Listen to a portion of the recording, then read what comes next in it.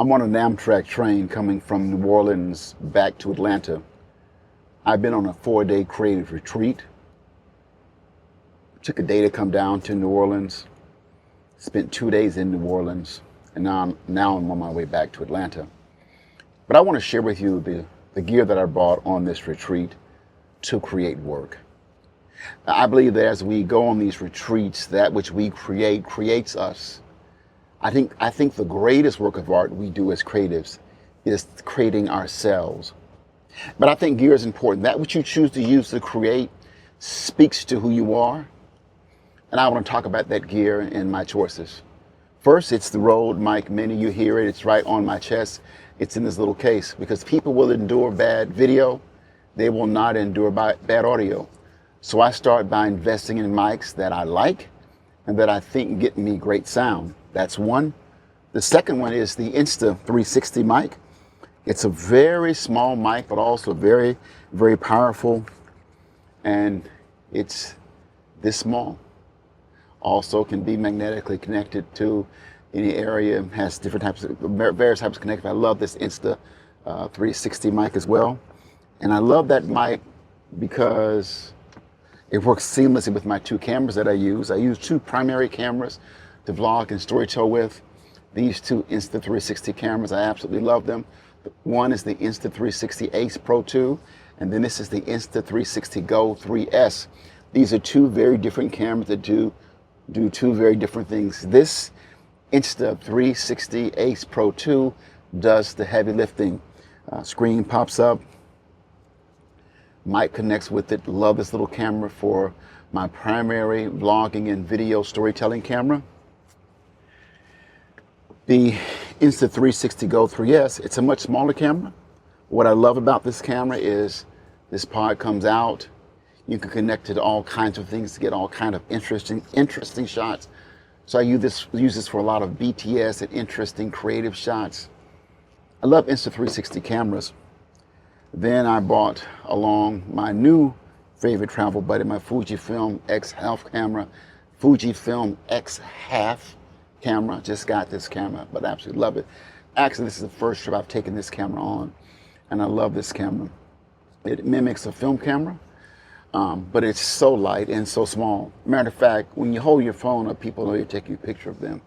When you hold this phone up, when you hold this camera up, I think many people don't even realize it's a camera, and it's so small. I mean, it's smaller than my phone. It fits in my pocket, but I love this camera. But I love Fujifilm cameras, and I'll come back to that in a minute. So I also brought along the Instax printer that connects with the camera. And it's a Fujifilm product as well because along the way, I'm actually printing images. I chose to shoot this project in black and white, but I print images every day, select images, and put them in a little portfolio. I think we connect to printed images differently than we do to digital images. And so I make sure to print every day.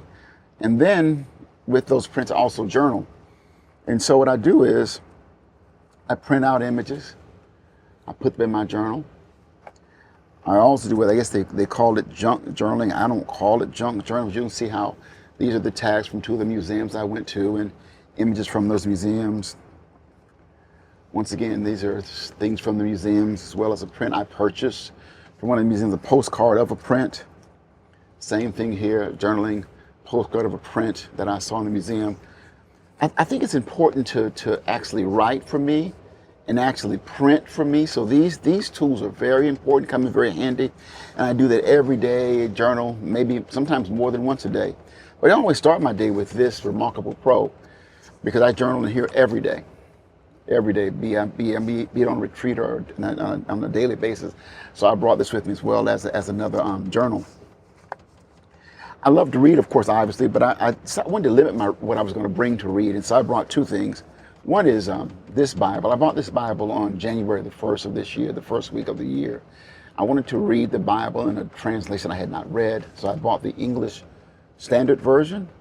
And I've been using this book as a devotional piece. I've not read through the Bible, but I found passages that have spoken to me, read them throughout the year, and I did that on this retreat as well. Then I also brought along my favorite book on creativity, a book by Rick Rubin entitled The Creative Act. a way of being. I love this book. It's probably the third or fourth time I've read this book, but each time I read it, of course, I hear it and experience the book differently and experience it new and in interesting ways. Now, the tools I use to do most of my work on are the iPad and the iPad Mini. I see them as partners. The iPad Mini is always in my hand. I use the iPad Mini to plan, to write. I use the Apple Creative Suites. I use Freeform as a planning tool. I use Final Cut. Now I do use Lightroom to edit images, and I do all that work on this small iPad. I've made a commitment this year to do my work on my iPad, right? So I do all my work on my iPad. So if I go to my Lightroom as an example, you'll see, let me get the Lightroom, all my images that I've been processing on Lightroom. Then I edit my videos on Final Cut on the iPad. I made a commitment to do that this year, to travel light, to be mobile, and to create using those tools. I believe everything has to have a soundtrack. I think music speaks to our spirit and encourages us, encourages our being. So I brought my AirPod Maxes and my AirPod Pro, the new ones that you can choose the ear tip size. Love these. These are my favorite earphones. Love these AirPods here. Now let me say something about gear and why I think gear is important. And I'll use this Fujifilm camera as an example. I love shooting with Fujifilm cameras. They're not better than Canon, they're not better than Nikon, but it's what I like. I like to be the feel of my hand. I feel that these cameras are an extension of my body. I love these Insta 360 cameras. They're not better than DJI. They're not better than GoPros. They're just what I like. See, I believe you need gear that you like.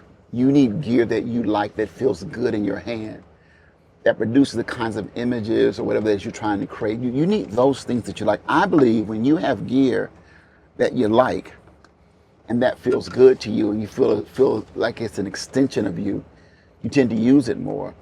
I also feel you tend to create better art with it because it's something that you like. It's something that you feel organically connected to. And I believe we need to feel connected to our gear. I don't buy the latest gear. I don't buy the newest gear. I don't go with the latest fads. I buy what I like to use that I think speaks to my creative spirit. So that's what I use and that's what I buy. So this is the gear I used on this trip. There's a whole video on the experience itself and the power of what I think creative retreats are, specifically about this creative retreat that I took down to New Orleans and why I chose to ride a train versus a plane. I talk about all those decisions as well as what I believe the retreat can do and what I believe it did for me and what it might also do for you. So that's the tools that I use on this particular retreat. I'm Dr. Rappaport Watkins, the scholar with the camera saying, go and make something beautiful.